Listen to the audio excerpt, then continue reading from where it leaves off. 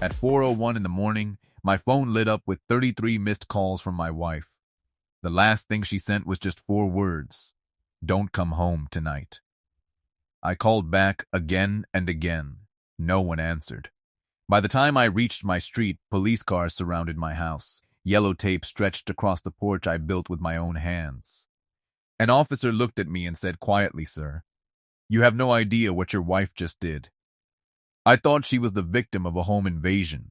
I had no idea that before sunrise, I'd learned my wife had spent 4 hours alone in the dark, handling 2 armed men in our kitchen without a single scream, and that the real danger wasn't the men who broke in. It was the people who told them exactly where to look. This is a story about a wife who sat in the dark and held everything together, and a family that had already been quietly taken apart from the inside months before anyone kicked in a door. At 4:01 in the morning, I opened my eyes in a hotel room in Westchester, New York, to 33 missed calls, all from my wife Maggie. The timestamps run from 2:17 a.m. to 3:54, then stop completely. One text sits above them, sent at 1:47 a.m. 4 words: "Don't come home tonight." No explanation, no follow-up. I've been in construction for 40 years. I know what a structure sounds like right before it gives, and something in my own chest is making that sound right now. I call her back. 3 rings, then her calm voicemail greeting recorded years ago, long before either of us imagined I'd be hearing it at 4 a.m. With my hands shaking, I try again. Voicemail, a third time. Voicemail, I call our son Ryan.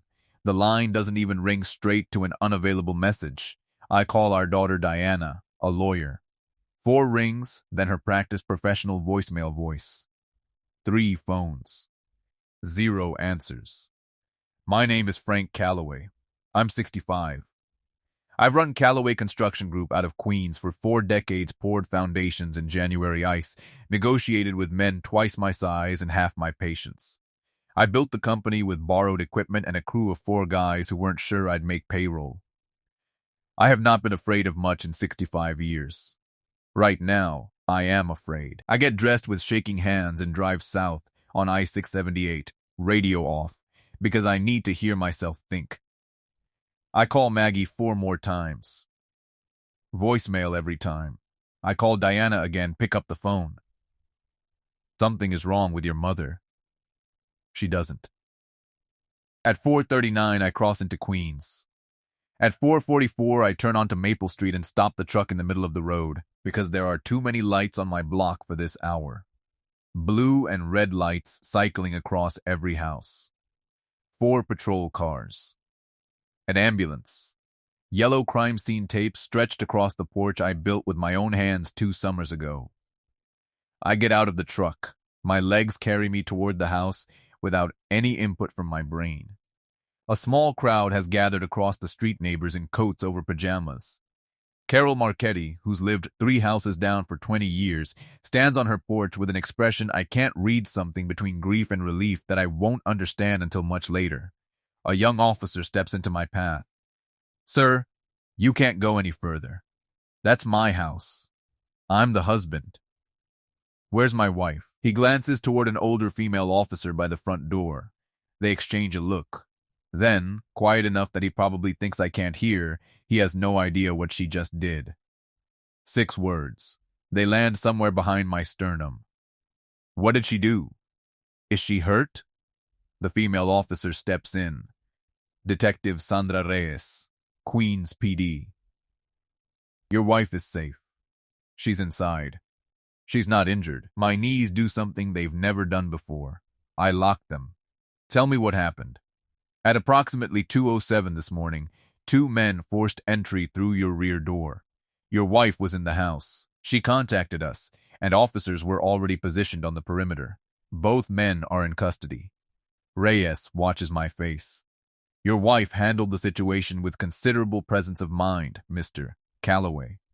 2 men broke into my house while Maggie was inside, and she called them the police herself." Reyes walks me past the tape. I duck under it, past the welcome mat Maggie bought at a street fair, into the kitchen, and the kitchen stops me cold. The back door I installed myself in 2019, solid core, Good hardware, hangs splintered off its frame, forced open by a crowbar. Evidence markers dot the floor. Near the far wall, inside a plastic bag, a folding knife. One of them had a knife in my kitchen. I hear Maggie's voice before I see her low and steady answering a detective's questions in the living room. I come around the corner. She's on the couch, blanket around her shoulders, untouched tea beside her, wearing the gray cardigan with the frayed cuff. Her hair is loose. She looks depleted, not broken, not frightened, just emptied out. She sees me and her face breaks open. Oh, Frank, she's across the room before I reach her, slamming into my chest, arms locked around my ribs, shaking with the tremors that come after adrenaline finally leaves the body. They came for you, she says into my shirt. They came for you, and you weren't here. I couldn't let them, I know. I'm here. I hold her the way you hold something you thought you'd lost. She pulls back, presses a cold hand to my face. There was a man at our door last night. He knew your name, he knew your schedule, he knew you wouldn't be home. Someone told him, Frank. Someone who knows this family. Outside, the lights keep cycling. In my kitchen, a detective photographs evidence markers on my floor. And my wife stands in front of me, shaking and steady at the same time, trying to tell me something I'm not ready to understand yet. She's still trembling when I walk her back to the couch, not shock. Maggie has 25 years in emergency medicine. She knows what shock looks like from the inside and has too much training to let her body go that far. This is something different, the trembling that comes after muscles that have been locked for hours finally get permission to stand down. Talk to me. Tell me what happened. I will, but first I need to know you're really here. Her eyes fill, 2 tears escape despite her effort to hold them back. Maggie has never cried easily, and when she does, she treats it like a problem to solve. They came through the back door, she says, 2 of them just after 2 a.m., the door you built. A sound escapes her, almost a laugh, not quite. I heard them on the deck first. Those 2 boards near the railing you always said needed replacing. Don't make this about the boards, I say, holding her hand. She tells me about the man who came to our door at 6:20 the previous evening, someone she'd never seen before, standing on the porch I built, telling her that people were coming that night because of something involving paperwork, something that had made someone very angry. He told her if she called police visibly, the danger would find me instead, alone at my job site in Westchester. Why didn't you call me? I ask. You should have called me. And what would you have done? Driven home, walked through that front door into whatever was waiting. Then there are 2 targets, and I only have 2 hands. You set a trap. I created conditions, she says evenly. There's a difference. Then she tells me the harder part. Ryan isn't here. Diana isn't here. She called them both when police arrived. Neither answered. They should be here, Frank. Her voice cracks on it, not accusation. Exactly. But the weight of a mother who reached for her children and found nothing. Detective Reyes appears. When you're ready, I have some things to go over about the investigation.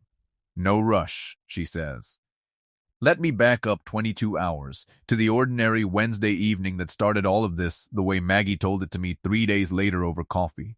In order, without drama. At 6:20 p.m., a man in his mid-30s rang our doorbell. Calm in the rehearsed way, not the natural way. Maggie opened the door, but not the screen. 25 years in the ER teaches you things about doorways without you deciding to learn them. Mrs. Calloway, your husband has paperwork. Important paperwork. Someone wants it back. Tonight, after midnight, 2 men are coming to this house to get it. He warned her, call police visibly, and the plan changes. They find Frank instead, unprotected at the Westchester job site. Leave the house. If it's empty when they arrive, they take the paperwork and leave. Nobody gets hurt. He turned to go. Wait, Maggie said. Why are you telling me this? He held her gaze 3 seconds, walked to an unmarked sedan, and drove away without answering. He didn't need to. Maggie already understood. This man wasn't protecting us. He was burning someone down and needed us to be the match. In 90 seconds on that porch, she'd read him completely a man wronged by whoever sent the burglars. Angry. using us as an indirect weapon. His information was real even if his motives weren't pure. We'd later learn his name, Derek Moss, a former employee terminated by Marcus Webb 6 months earlier, left with a lawsuit and a grudge. Carol Marchetti's security camera caught what happened next, Maggie standing motionless in the evening light for 90 full seconds after his car disappeared. Thinking, in those 90 seconds, she made every decision that mattered. She did not panic. She did not call me. Instead, 5 minutes before that doorbell ever rang, she'd already called to confirm I was staying in Westchester that night. "Don't drive tired, Frank. I love you." An ordinary call, filed away like a nurse files a chart. After Moss left, she called Detective Reyes, whose card she'd kept from a break-in on Henderson Street 2 years earlier. Hands trembling, she laid out everything. The man, the warning, the timeline. "Do you want to leave the house? Do you want them caught? I want them caught." Reyes set up a perimeter officers at every exit point, all unmarked, nothing visible from the street. She had Maggie set up the iPhone emergency SOS signal and add Reyes's number as the designated contact. By 10 p.m., the perimeter was in place. Maggie killed every light in the house and sat behind the kitchen island in total darkness, processing every ordinary house sound, the fridge cycling, the heat clicking as either threat or not, for 4 hours straight. At 1:47 a.m., she sent me the 4 words. Not because she thought I was coming, she'd confirmed I wasn't. She sent it as a final layer of protection, because she knows me, knows I don't sleep easy when something feels wrong. At 2:07 a.m., she heard 2 sets of footsteps on the back deck. The crowbar takes 40 seconds to destroy the doorframe I spent 4 hours building in 2019. I know because Reyes's body camera footage later times it exactly. They don't turn on lights, just 2 narrow flashlight beams moving through the kitchen. Maggie watches from the top of the stairs, back against the wall, phone in her right hand, thumb near the side button. She notices immediately they aren't searching. A burglar searches. These 2 move with purpose. The taller one, Danny Rohr, 34, walks straight to the hallway alarm panel and punches in 4 digits. The alarm doesn't trigger. Maggie's stomach drops. That code existed in exactly 3 heads in the world. Hers, mine, and our son Ryan's. She hadn't given it to anyone. I'd been in Westchester since Tuesday. She doesn't let herself finish that thought yet. Rohr moves to my office. The shorter one, Pat Saggio, 29, first offense, in over his head, goes straight to a hidden financial records cabinet behind the bookshelf, one most visitors would never find. He rifles through it without hesitation. Someone had described the floor plan to them in detail. Rohr pulls aside the wooden panel concealing the wall safe I bolted in myself, while Ryan stood beside me years ago and said, "Nice." "Dad, nobody's finding that. Nobody except the people Ryan told." "Not in there," Saggio says. "Check the safe," Rohr answers. As Saggio passes the staircase, his flashlight sweeps up out of habit and finds Maggie standing on the 4th step.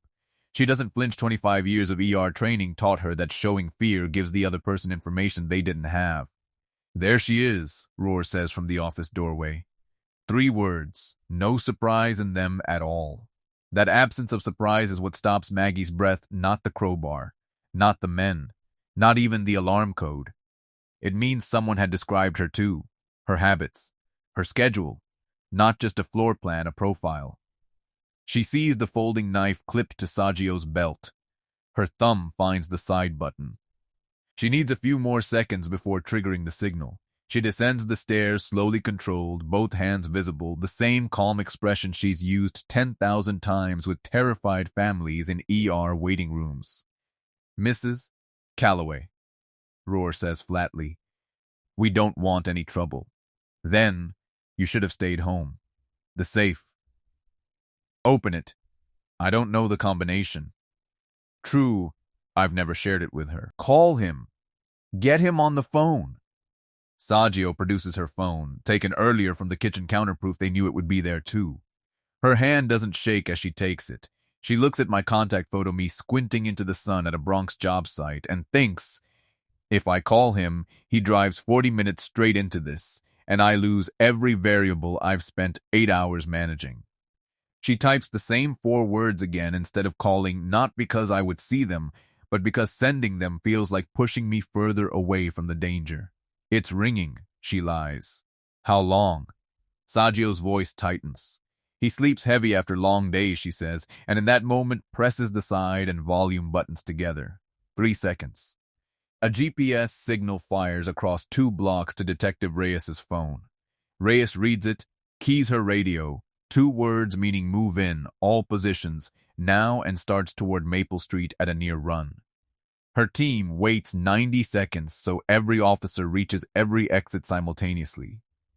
In the kitchen, Maggie says, "Let me try again a 3rd time.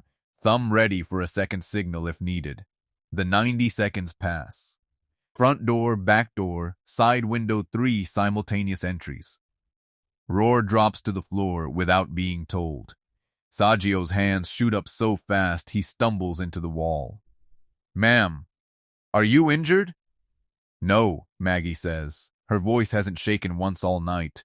But when the officer touches her shoulder, the simple confirmation that someone else is present, that it's over her eyes, fills so completely she has to tip her head back and breathe through her nose before she can speak again. She isn't crying because she was afraid. She's crying because it's over, and because 40 minutes north her husband is asleep and safe. That was the entire point.